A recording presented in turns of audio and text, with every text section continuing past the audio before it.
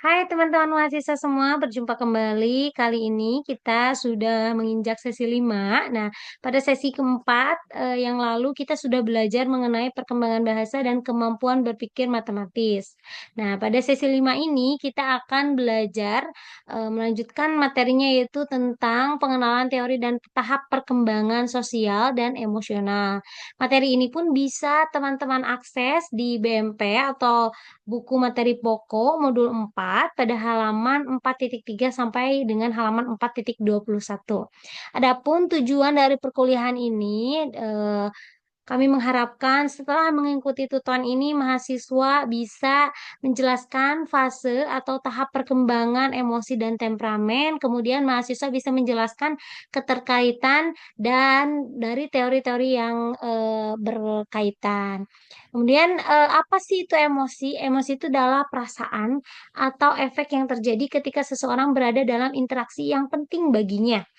Dan emosi itu ditandai oleh perilaku yang mencerminkan atau mengekspresikan rasa senang ataupun rasa tidak senang seseorang saat berada dalam suatu kondisi atau suatu transaksi.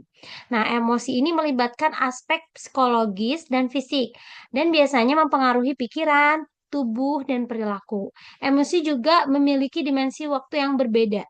Nah, beberapa emosi muncul secara cepat atau intens dalam respons terhadap sesuatu mendadak. Misalnya terkejut atau dengan suara keras seperti itu. Sementara yang lainnya itu bisa bersifat lebih tahan lama dan kompleks. Misalnya perasaan cinta yang berkembang dari waktu ke waktu. Faktor yang mempengaruhi emosi yaitu faktor kematangan dan faktor belajar dari lingkungan. Adapun selanjutnya keterkaitan apa sih keterkaitan itu? Keterkaitan adalah ikatan kuat, abadi dan kasih sayang yang dibagikan oleh seorang anak terhadap orang yang signifikan dekat dengan dia. Biasanya seorang ibu atau orang yang tahu dan dapat memenuhi kebutuhan sang anak tersebut. Nah, keterkaitan dalam bahasa Inggris disebut attachment adalah konsep dalam psikologi yang mengacu pada hubungan emosional yang mendalam dan berkelanjutan antara individu dengan individu lainnya.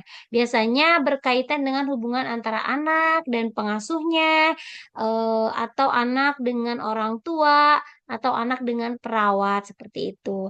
Kemudian temperamen adalah kecenderungan seseorang untuk merespon dengan cara yang dapat diprediksi terhadap peristiwa lingkungan, termasuk merespon tingkah aktivitas, lekas marah, ketakutan, dan kemampuan bersosialisasi.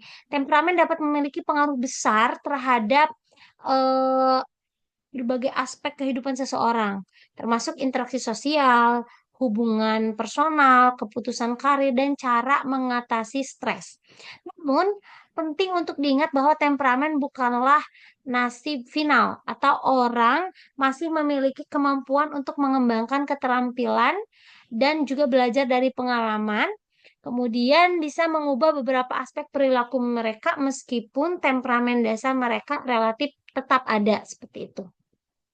Adapun teori-teori yang berkaitan dengan yang tadi itu meliputi yang pertama teori psikoanalisis, yang kedua teori belajar, ketiga teori kognitif, dan keempat teori etologikal. Apa sih teori psikoanalisis itu? Teori yang dikembangkan oleh Sigmund Freud itu adalah suatu pendekatan dalam psikologis yang fokus dalam pemahaman tentang bagaimana pikiran bawah sadar mempengaruhi perilaku dan pengalaman seseorang. Salah satu konsep utama dalam teori ini adalah konsep keterkaitan atau hubungan antara individu dengan individu yang lain, terutama dalam konteks hubungan anak-anak dengan orang tua atau para pengasuhnya. Kemudian teori belajar itu merupakan rangkaian konsep, prinsip, dan hipotesis yang digunakan untuk menjelaskan bagaimana individu memperoleh pengetahuan, keterampilan, sikap, dan perilaku melalui pengalaman dan interaksi dengan lingkungannya.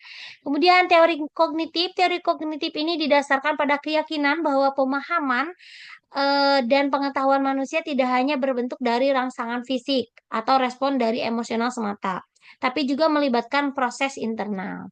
Kemudian Teori etologikal itu merupakan teori yang berpendapat bahwa manusia memiliki karakteristik yang telah beradaptasi yang membuat anak memiliki keterkaitan. Agar Anda lebih paham mengenai teori dan tahapan perkembangan sosial dan emosional, teman-teman juga bisa melakukan hal-hal berikut ini ya. Yang pertama, membaca modul satu tentang pengenalan teori dan prinsip dasar pengembangan. Yang kedua, mengikuti kegiatan diskusi secara aktif, baik itu mengeluarkan menyatakan pendapat atau menyanggah dan lain sebagainya. Yang ketiga, membaca materi inisiasi yang ada pada kelas tutorial online. Yang keempat, mengerjakan tes formatif yang terdapat pada BMP dan juga kelas tutorial. Nah, bagi saudara mahasiswa yang belum memiliki BMP versi cetak, kalian juga bisa membaca BMP versi digital yang sudah disediakan oleh UT, dapat diakses di ruang baca virtual Perpustakaan Digital Universitas Terbuka pada halaman pustaka.ut.ac.id. Seperti itu. Sekian semuanya, selamat belajar. Salam.